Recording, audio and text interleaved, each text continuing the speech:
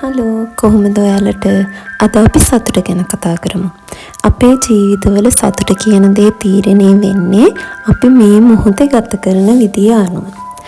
මොන තරම් කටුක අවස්ථාවකදී වුණත් ඒකේ අඳුරු පැතිකඩ පැත්තකින් තියලා හොඳ පැත්තක් ගැන හිතලා සතුටු වෙන්න අපි නිතරම උත්සාහ කරන්න ඕනේ.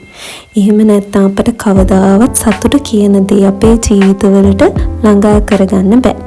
සමහර මිනිස්සු ඉන්නවානේ කොච්චර ලස්සන අවස්ථාවක වුණත් කොච්චර විඳින්න පුළුවන් අවස්ථාවක වුණත් මොකක්ම හරි නරකක් නිසා ලැතවිවි දුක් වෙවි දවසම නාස්ති කරන එයාලට මගේ වචනයෙන් නම් කියන්නේ ඍණාත්මක මිනිස්සු කියලා. negative minded peoples. ඒ අතර ඉන්නවා ඔළුව උඩින් වතුර ගිහිල්ලා. ඒ කියන්නේ අන්තිමටම නැති වෙලා ඉන්න මිනිස්සු. හැබැයි ඒ මිනිස්සු අන්තිමටම කියන්නේ අවුලක් නැහැ. මුක්කක් හරි ගේමක් ගහමු කියන අය. ඒ මිනිස්සු හරි ධනාත්මකයි. අපේ ජීවිතවල ඉන්නවනම් පරිස්සම් කරගන්න ඕන මිනිස්සුත් ඒ මිනිස්සු. මට කියන්න ඕනේ අපි සතුටින් ඉන්න හදන්නේ ගොඩාක් වෙලාවට අපේ ඔක්කොම ගෝල්ස් ඇචීව් කරගෙනනේ. ගයක් හදන්න, ඩිග්‍රී එක ගන්න, ජොබ් එකක් හොයන්න, ඊට පස්සේ මැරි කරන්න. ඔය ඔක්කොම ගෝල්ස් ඇචීව් කරගෙන තමයි අපි සතුටින් ඉන්න හදන්නේ. හැබැයි එහෙම වුණොත් අපි යන්නේ මිරිඟුවක් පස්සේ.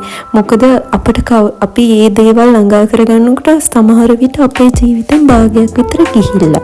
එහෙම වුණාම අපිට සතුටින් ඉන්න කාලයක් නැහැනේ. අපි ගෝල් ඇචීව් කරගන්න ඕන තමයි. එතකොට සතුටු වෙන්න ඕන තමයි. නමුත් ගෝල් වලට යන පාරේ මේ මොහොතේ අපි කරන හැම දෙයක්ම සතුටින් කරන්න ඕනේ.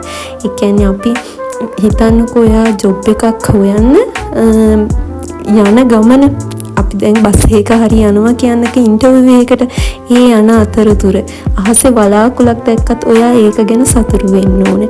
ඒ විදිහට සතුටු වුණොත් අපේ මුළු ජීවිතේම හැමදාම සතුටින් පිරීලා තියෙවි. අපේ වටේ ඉන්න අය අපි නිසා සතුටු වේවි. අපිට දුක් කියන දේ ගොඩාක් වෙලාවට අපේ ජීවිතෙන් ඈත් වෙලා තියෙවි. ඉතින් මට ඔයාලට කියන්න ඕනේ ජීවිතේ ගෙවන හැම තප්පරයක්ම සතුටින් ගෙවන්න කියලා.